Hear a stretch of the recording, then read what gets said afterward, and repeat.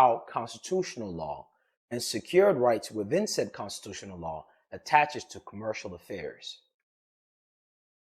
When you engage in commerce, when you engage in trust law and you use papers and things of that nature, and you start creating interest one way or the other, or securitization, or you start creating more creatures of law, whether you create your own algorithms of 9 digits and identity, and you begin to securitize that or not, however you choose, those are persons. And when I tell people you have far more power than you can ever imagine, I don't really think people get it. It takes videos like these to explain this simplicity that is already in its face, clear, very clear to those who can see it. But do you know how many millions of people in North America read this and don't distinguish the fact that, hold on a minute here, why are there these two placeholders of capacities involved? The people, the public at large, who has the ability to function privately by interfacing with a placeholder, their own creatures of law, and the public called persons. That is the key in this first few phrases of Fourth Amendment that many people miss, that many people are aloof to. Through the Iroquois Confederacy Law of Nations, the people is referring to natural law, whereby there's a state of mind that ownership does not exist, but control does. Remember, the so-called Native Americans were well aware and abided by nature's law that you don't own the land, but you eventually go into it and it owns you. But for the time being, you control it. And guess what we say in the world of business? Own nothing, control everything. These concepts are older than people think. The way people do business and commerce in the 21st century is not special, and it is not new. And for those with the eyes to see, they will read this first few clauses of the Fourth Amendment and get it like that, and see that this first few clauses prioritize the interest of commerce, business, corporate capacity, and the ability to be wealthy by using personhood, placeholders, entities, strawmans, and legas, creatures of laws, by initially affirming within the first few clauses of the Fourth Amendment, which focuses on privacy right, by stating the right of the people, flesh and blood, to be secured in their persons. As persons is the corporate capacity that the everyday flesh and blood man might choose to enforce or operate through in society. And then it begins to go over other things such as houses. And then it went again, papers. How do you bring artificial persons to life? Because he was, quote, engaging in unregistered operation as a vehicle dismantler.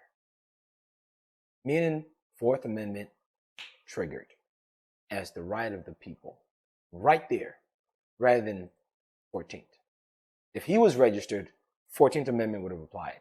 Since he was not, now granted, you and I know, if you know a little bit about trust or some details of it, you know he could have done it through trust, and they likely wouldn't have even trespassed in the first place. The court long has recognized that the Fourth Amendment's prohibition on unreasonable searches and seizures is applicable. The Fourth Amendment prohibition, meaning the injunction or the commandment that this must not happen. What must not happen? The unreasonable search and seizure is applicable to commercial premises. Hello, beautiful people. Welcome back.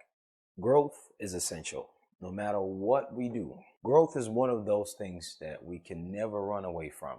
Whether you know that you don't know, or whether you've concluded that you've got it all figured out. Growth is never ending. And each moment we leave the opportunity to grow, we effectively become weak. That's the reason why it is always said that information changes every few months.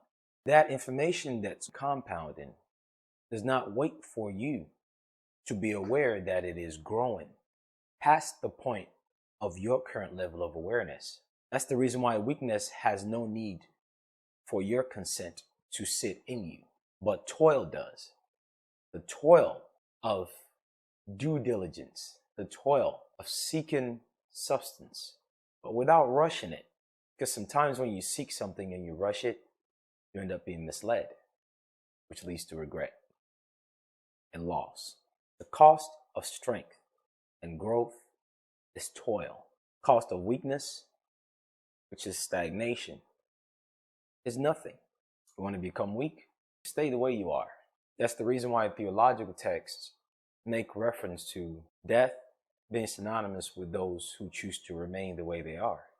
Weakness visits you each moment of your life, not each day, but every moment. Strength, on the other hand, only visits you during moments of toil and refinement, because it's a sentence that knows its value as premium quality, that requires special attention, and only gives itself up to those who put effort into attaining it.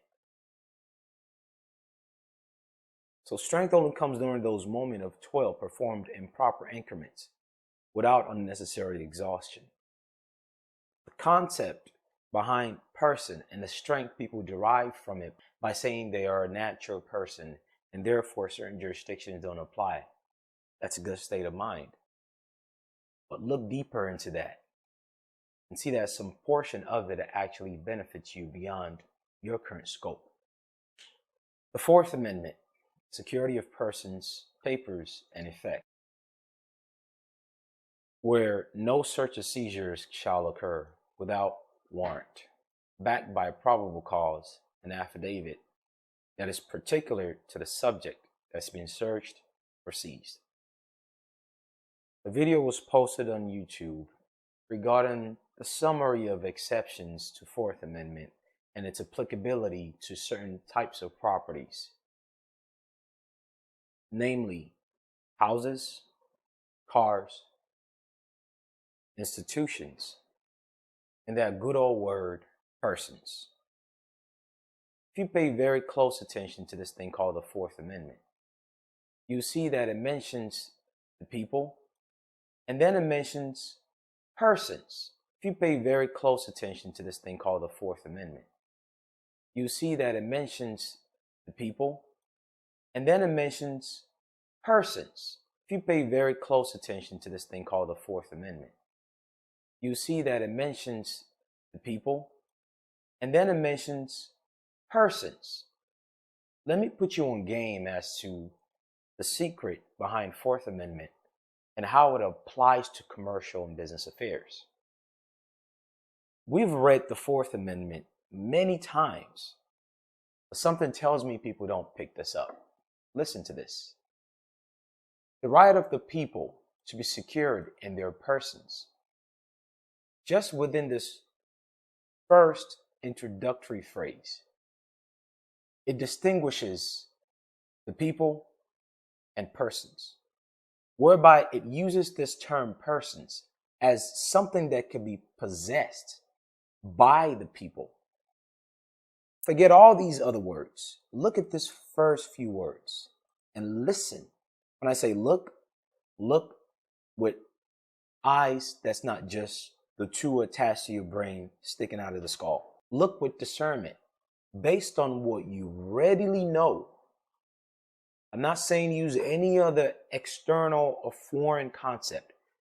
Look with discernment based on the lens and the mirror of what you are well aware of, readily aware of what the word persons mean. You and I know that persons can be distinguished as a natural person or an artificial. That's good.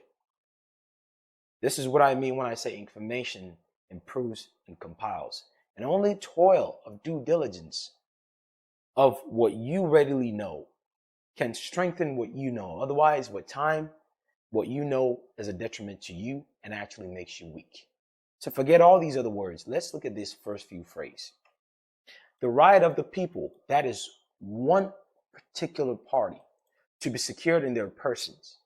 It's letting you know that the people have the ability to be secured in their persons. These are two distinguished existence that it just made reference to within this first phrase. Each time you read the Fourth Amendment, have you read that and saw and noticed that fact? The people here within the Fourth Amendment is referring to the natural persons, is referring to the natural everyday man or woman that walks and talks that you see, that you relate to as a sentient human being, and their ability to be secured in their. The complete 28-minute videos on the Patreon page. Take care. Best of luck.